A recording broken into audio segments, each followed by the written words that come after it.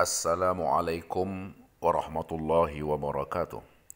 Alhamdulillah wassalatu wassalamu ala Rasulillah alladzi la nabiyya ba'dah.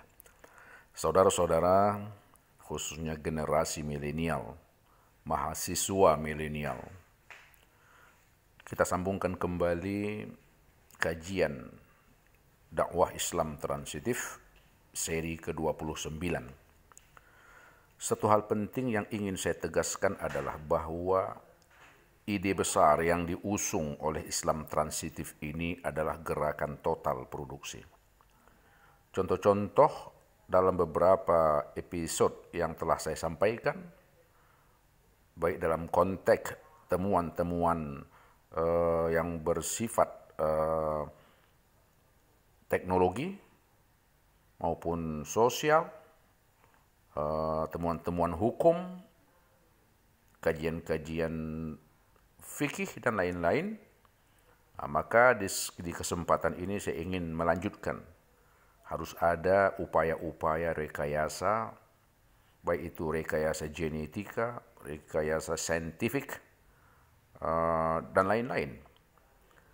Salah satu contoh, hari ini kita tentu tahu bahwa bangsa Indonesia adalah dari sudut makanan pokok, yaitu mengkonsumsi nasi. Nah, nasi ini menurut banyak pakar kesehatan adalah sangat berbahaya jika tidak proporsional dikonsumsi oleh masyarakat. Oleh karena itu, perlu ada terobosan baru. Misalnya mahasiswa-mahasiswa yang kuliah di bahagian gizi misalnya, bagian nutrisi, maka selayaknya mereka sesuai dengan ajaran Islam transitif untuk melakukan kontemplasi akademik, agar mereka mampu menemukan solusi untuk mengatasi persoalan nasi sebagai bahan pokok yang dianggap sangat berbahaya ini. Terutama bahaya dalam bentuk penyakit gula. Saya memberikan sebuah gagasan ataupun ide. Seandainya mahasiswa-mahasiswa yang berada di bidang makanan ataupun nutrisi tersebut melakukan kontemplasi akademik sehingga mereka mampu menemukan model makanan yang baru dari nasi beserta lauk pauknya. Bagaimana caranya bisa ditemukan?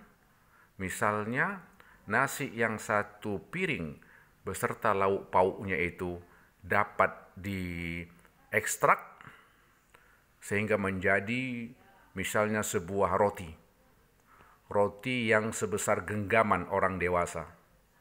Dalam roti itu sudah terkandung seluruh vitamin, nutrisi, dan lain-lain yang seukuran sepiring nasi lengkap dengan lauk pauknya. Tentu saja dengan memakan satu ataupun sebuah roti yang sebesar genggaman orang dewasa tadi itu, maka seseorang sudah cukup nutrisi untuk dirinya. Dia tidak perlu lagi memakan nasi, tetapi dia sudah digantikan dengan memakan roti tersebut. Tentu saja ini lebih higienis barangkali dan bisa ditakar seberapa kebutuhan nutrisi agar tidak berlebihan untuk dikonsumsi.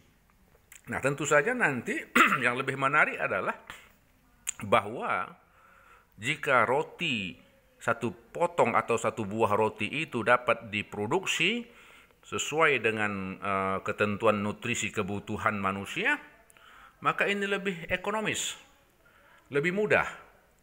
Artinya dari sudut efisiensi ini dapat.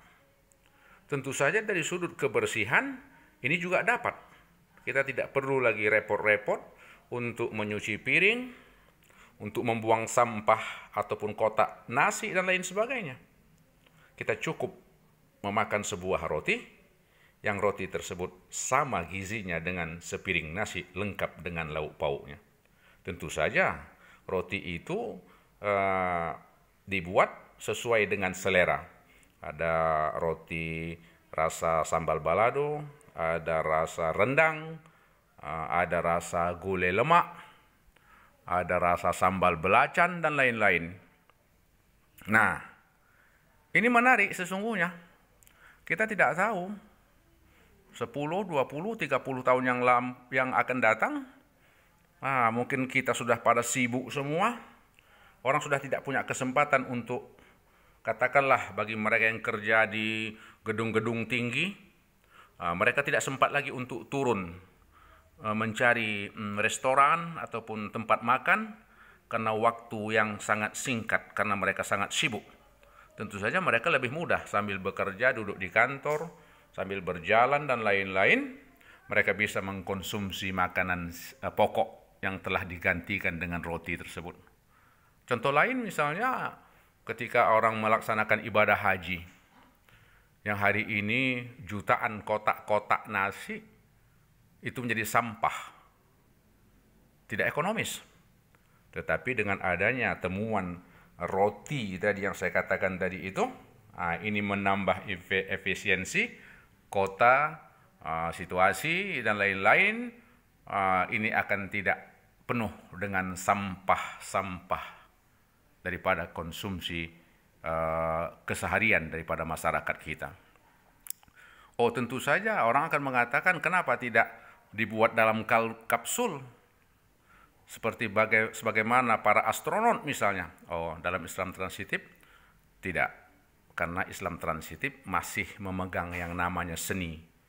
Kalau kita makan kapsul yang sama dengan sepiring nasi, gizinya itu menghilangkan seni mengunyah, seni memakan.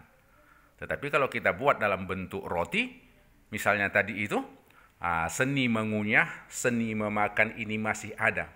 Artinya ketika seseorang mengunyah roti tersebut, dia masih memiliki seni dan dia merasakan roti tersebut sama seperti dia mengunyah nasi beserta dengan lauk pauknya. Ini salah satu terobosan yang harus dilakukan oleh mahasiswa kita, mahasiswa milenial. Memang harus menemukan sesuatu. Dan saya yakin jika formula itu ditemukan dan kita mampu memproduksinya, maka itu menjadi sebuah tawaran. Tawaran untuk mempermudah jalannya peradaban umat manusia. Paling tidak dalam konteks memudahkan kita untuk mengkonsumsi bahan makanan pokok, sekaligus ini menawarkan sebuah ataupun sesuatu yang efektif dan juga sesuatu yang dapat lebih terkontrol kapasitas ataupun jumlah zat kalori dan lain-lain, sehingga tidak membahayakan kehidupan umat manusia, terutama kita negara Indonesia yang masyarakatnya makan nasi sebagai bahan pokok makanan kita.